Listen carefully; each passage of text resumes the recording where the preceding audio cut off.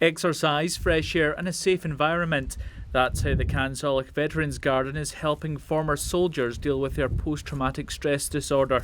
The project has been growing over the last 5 years and is making a big difference. Well, I got blown up with an explosion from the Burns pit, so I got evacuated back to Camp Bastion.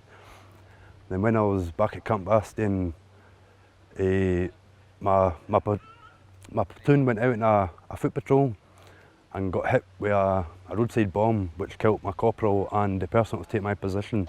I was feeling guilty, I was thinking about everything, thinking about the family, thinking about if I was there I could have saved them, and crushed me, you know what I mean?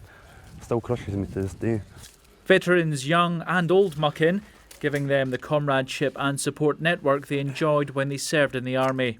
The main issue has always been mental health, which we try and make a difference in, and the garden here, that was a big part of it. A lot of the guys we found would be very isolated, not leaving the flat much, often drinking far too much, just not getting out. And so this seemed an ideal space where they can, share the same boat as the other guys who kind of got what they were going through. Fresh air, a bit of activity, just to break that cycle, really.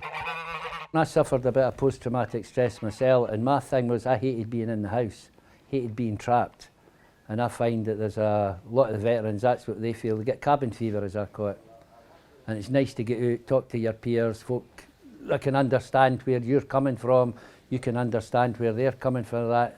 And it's like a wee family. It's like being in a regiment again, but just a smaller group.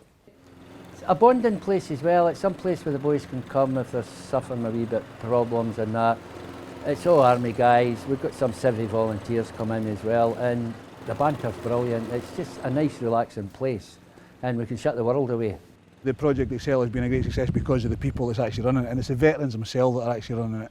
And these guys know how to work together as a team, and that teamwork comes from their time in the forces, So I think that's really important to keep that teamwork going. The sort of nuts and bolts bills of a place like this, helping the guys get to and from, travel costs, there's an electric bill. There's all sorts of little bills. I don't know how we'd have covered them this year without the government grant.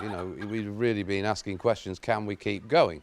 So for us, with this project, it is lifeblood. It's made me feel like I'm worthy again, you know what I mean? I'm coming up, I'm still getting the squaddy banter for all the people that's up here, and it's made me feel that I couldn't go back to work. The walled garden also acts as a safe haven for the veterans, giving them somewhere to reminisce about the good times and support each other through the tough times. David McCann, Forces Welfare, Dumfries and Galloway.